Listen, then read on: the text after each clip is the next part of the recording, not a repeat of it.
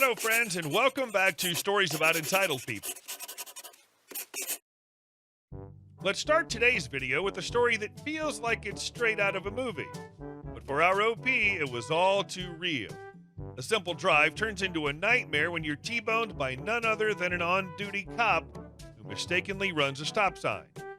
But before we begin, best way to support our channel is to leave comments, like, and subscribe with the turned-on bell so you don't miss the new video every single day. Here we go. Cop ran a stop sign. A few days ago, I was bringing my brother to Walmart after I dropped my kid off at school. I was on a road, 30 miles per hour, and suddenly got T-boned. When I got out of my car, I asked, "That wasn't me, was it?" out of genuine confusion, even though I knew I'd done nothing wrong. I heard someone respond, "No, it wasn't you. Are you okay?" And when I looked up, it was an on-duty cop that had run a stop sign and smashed into my vehicle. It's totaled. The entire front end is basically ripped off and both airbags went off. I broke my collarbone. The cop's car was totaled. After he asked, he went over and put his head on his car and cried.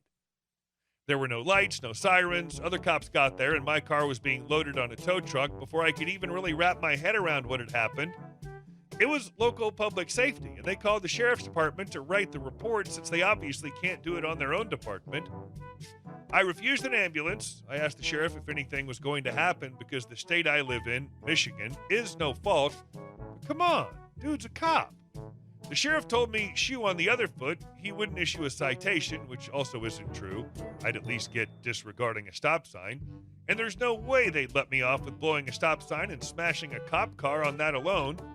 I asked if the officer was at least going to apologize, and the sheriff told me he's just a little shook up right now. You think? I got hit by a cop car. A random person came up shortly after and gave me his phone number stating, "I saw everything. Here's my information if you need a witness." He didn't even tap his brakes. I went to the ER immediately after, and they confirmed my left collarbone is broke, and I have to wait until Tuesday to get in with ortho in a different town. I'm a nail tech and a bartender, so I'm out of work. I have no car, I have hospital bills, and the luxury of trying to function with a left fractured collarbone while being left-handed. Edit. So I took care of all my insurance things, luckily paid wages among other things, totaled the car, and luckily it was worth more than I owed. Not by much, but hey, better than nothing. As for the injury, 3 to 6 weeks restrictions and 3 months to heal. I had a lot of feelings about it as I'm not one to ask for help, but luckily my friends and family have been extremely understanding and helpful. As for a lawsuit, I found a lawyer who's aware of and has experience in government immunity. He jumped at the opportunity, and since it's accident/injury, I don't have to pay anything until the settlement. With his success rate, I was surprised at the amount he only asked for. The reason for it's pain and suffering as well as gross negligence. Overall, my life's been annoying and inconvenient, but it'll be okay in the long run. Wow, what a crazy ordeal. Sounds like you went through a lot, but it's good to hear you're taking steps to address everything. And our second story. I towed Karen's car. So I live in a condo that's rented out like an apartment. There aren't even enough spots for everyone in the building, and I pay to have one of the spots that my boyfriend and I take turns using. There's ample street parking near the condo, so usually whoever gets home first parks on the street, so the other person has a guaranteed spot. So I was home from work second and parked in the spot, no issue, but I went out to grab a snack in the evening and came home to find that some rando had parked in my spot, the spot I pay to have. It belongs to me as a tenant of the building. This is a private parking lot. Can you tell this is a pet peeve? Okay, good. So I took down the license plate number and make of the car and figured if it ever happens again, I'll know it's the same people. But I woke up this morning and they're still in my spot. So clearly someone who's staying over at the condo with another tenant. Like, if it's another tenant of the building or a friend visiting, why didn't they just park in the other tenant's spot or on the street as is expected? Why my spot? In the evening, I saw someone with Karen's haircut looking for something in the car. I went out to tell them that the place was mine, but all I got back was "F off, a-hole." Wow, rude. So I just towed her car. There was a lot of yelling. Edit. For additional info, I've already left a note last night saying it was private paid parking and not to park there again. I expected the car to be gone by this morning, but the person obviously stayed over. And our next story. You need to come into work now. I shall set the scene. The UK has just been hit by the beast from the east at the start of 2018. As per usual, when there's the slightest bit of adverse weather in the UK, the rail system is up the wall, and trying to travel to the station, let alone actually commute into London, is proving difficult. I work in IT on a service desk and therefore basically take phone calls remote onto people's machines and then go to their desk if absolutely necessary. Our service desk split these tasks so that someone's on desk side whilst the rest are on calls, then if your call escalates to the need for a desk side visit, you pass it over. I spoke with my line manager ahead of the impending storm to say that the areas some of our team lived, including myself, were due to get hard, and therefore it may be prudent to test our home setups in case we need to provide support from home. This was a worst-case scenario. The beast from the east hit, and the weather worsened, and the snow hit the fan. Monday morning, I wake up to a wall of white and call my manager to say that I will struggle to make it to the station, let alone the office. Quick check of the rail websites reveals cancellations and delays galore. Manager says not a problem. She had some other calls of the same nature and has asked that I get logged in remotely to handle calls and resolve issues remotely when possible. Some of our team live in central London and have managed to make it into the office, so they'll handle desk side visits. The same setup continues on Tuesday and Wednesday as well. It works well. The people at home answer the phone calls and take care of what they can whilst passing anything they can't do to the people in the office to do local visits. There aren't a huge amount of people in the office due to the weather conditions anyway. Over the Tuesday/Wednesday, I hear rumblings that the head of IT, my manager's manager, is unhappy with the fact that some of the service desks are getting to work from home. Thursday morning, there's been no extra snow overnight, and my train company declares that they can run some extra service, but they'll still be limited and they'll be slow trains, so delays are expected. However, the road conditions to get to my local train station are still abysmal, so I call my manager again and say, trains are getting there, but the roads are still rubbish. Happy for me to man the phones from home again today, and she's fine with that, as expected. I head downstairs, get logged in nice and early, and start helping out. I know that my manager's doing me a favor by not forcing me to come in, and so I'm happy to do her a favor and help out where and when I can. Then at around 9 a.m., I get a call from my manager stating that you need to come into work now. Head of IT has decided that if he can make it into the office, so can everyone else. If you can't, you need to take today as holiday. A couple of my colleagues who live real far out said they cannot make it to work, so they take holiday. I don't really fancy using my holiday because the head of IT is being unreasonable, so I say that I'll head in.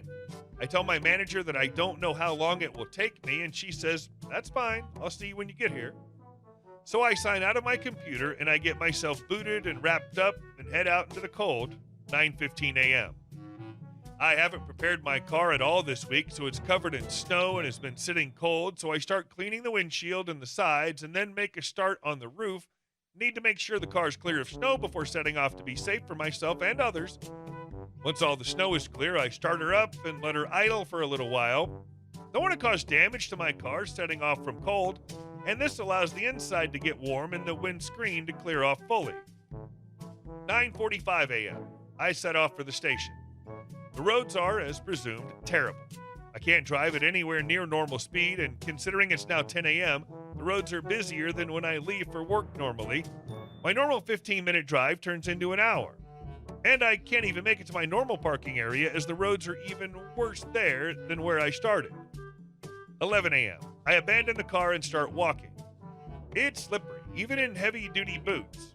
So I take my time, no point injuring myself trying to get to work, and as I get closer to my station, the pathways clear up as they've gridded, thankfully. 11:30, I get to the station. This is normally a 20 to 25-minute journey.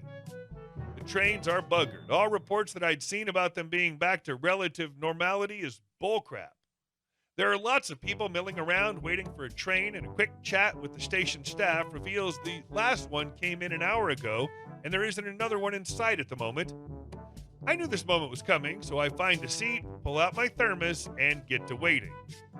A train finally arrives at 1 p.m., set to head into London, normally a 45-minute journey. The poor soul driving the train apologizes for the delays and warns us that despite stopping at less stations, we're still in for a journey. I won't bore you with the particulars, but when he said we were in for a long one, considering the weather, I thought he did quite well. We got to our station in London at 3:30 p.m. Luckily for me, my office was just around the corner from the station, so I rocked up at 3:45 p.m. I got settled in and logged in, said hello to my colleagues and manager, then had a look at the time. Would you look at that? It's 4 p.m. I started at 8 a.m., so I finish at 4 p.m. So I logged out, said bye to my colleagues and my manager, and started the trip home. To answer some questions that I'm sure will come out of this, my manager was chill. She knew my personality and knew exactly what I was going to do, and I knew she would have my back. My colleagues found it hilarious. The head of IT was less than impressed. He had a meeting with my manager that day, and she basically told him to stuff it as the service desk was hers to manage, and we all went back to WFH on the Friday and some days the next week till the weather cleared up. My colleagues who took holiday got their holidays back, thanks to my manager. I got home at about 10 p.m. that night because everyone trying to leave London was a nightmare. And our last story. No, Karen, I'm not going to replace your fence. I bought my home in early 2020, and I moved in when COVID shut the schools down, since my teens now had plenty of time to help. My new neighbor, let's call her Karen, comes up to me and informs me that she would like to get my landlord to help her replace her fence, and that said landlord doesn't like dogs. After I told her I bought the house, she assumed I would just fix her fence. It's not on my property, but it's close enough that it could be the property line. She also informed me of the neighbors who were cutting firewood for sale illegally. Guy does storm cleanup and sells the wood, and that the previous owner of my home was a worthless, insert racial slur here. Karen rents, and her landlord won't pay for the fence to be replaced. Yes, it's ugly, but it's not broken down or dangerous in any way. At least not on my side. I told her I'd need permission from her landlord. She says she can do whatever to the property and to just pay her. In the following years, Karen has called my employer about me bringing a work van home as she thought it was stolen, called the police a few times because my dog is too big for her liking, and been a very large pain in my backside. She has cameras pointed at my front porch, driveway, and in any window she can peek in. Thankfully, we have curtains and blinds. I don't understand why she's being this way. I live in the city, and the houses are about 20 feet apart, so I decided to build a 6-foot privacy fence just along that border, just on my side of the property line. 6 feet of solid privacy. Karen can peek and prod all she wants, but she ain't getting through this barrier. Hey guys, thank you all for watching the video. I'll see you in the next one.